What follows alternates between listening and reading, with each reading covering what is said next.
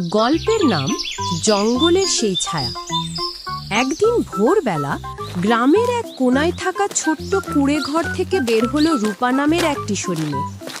মা অসুস্থ, রান্নার জন্য কাঠ নেই, তাই রূপা একাই হাঁটা ধরল গ্রামের পাশের গভীর জঙ্গলের দিকে। হাতে একটা ছোট্ট কুড়াল, কাঁধে কাপড়ের ব্যাগ। জঙ্গলটা সাধারণত নিরিবিলি, তবে আজ যেন বাতাসও একটু অস্বাভাবিক ঠান্ডা। পাখিরা চুপ, আর পাতার মধ্যে কেমন যেন কাঁপুনি। রূপা কিছু শুকনো গাছের ডাল ভেঙে ব্যাগে ভরছিল। এমন সময় হঠাৎ করেই আশপাশের পরিবেশ আরও গা ছমছমে হয়ে উঠল। একটা ভারী নিঃশ্বাসের শব্দ ভেসে এলো পেছন থেকে। সে ধীরে ধীরে ঘুরে তাকাল।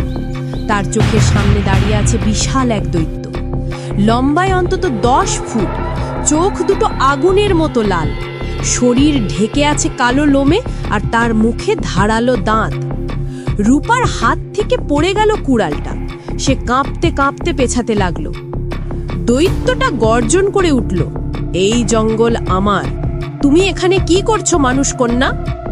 রূপা ভয়ে ভয়ে বলল, আমার মা অসুস্থ, আমি শুধু কিছু কাঠ আনতে এসেছি, আমি এখনই চলে যাব। দৈত্য একটু থেমে গেল। তার চোখে যেন এক মুহূর্তের জন্য কিছু অনুভূতি জ্বলে উঠল, হয়তো মায়া। তোমার মা অসুস্থ? দৈত্য গম্ভীর গলায় বলল। এই জঙ্গলের একজন রক্ষক আমি।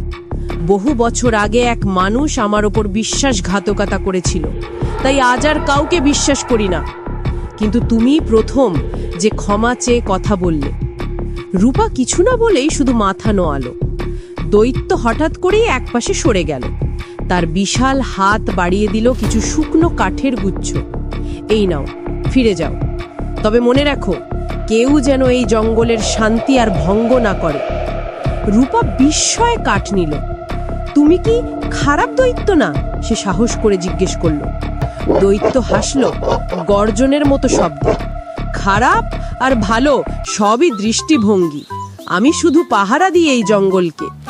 রূপা দ্রুত বেরিয়ে এলো জঙ্গল থেকে, হৃদয়ে এক অদ্ভুত অনুভূতি নিয়ে। সে জানে মানুষ যা দেখে সবসময় তাই সত্যি নয়। আর সেই দিন থেকেই রূপা জঙ্গলে আর কাউকে ঢুকতে দিত না। সে জানতো সেই ছায়ার মধ্যে লুকিয়ে আছে এক অভিভাবক, যে খারাপ নয়, শুধু ভুলে যাওয়া এক দানব, যে একসময় মানুষের মতোই ছিল।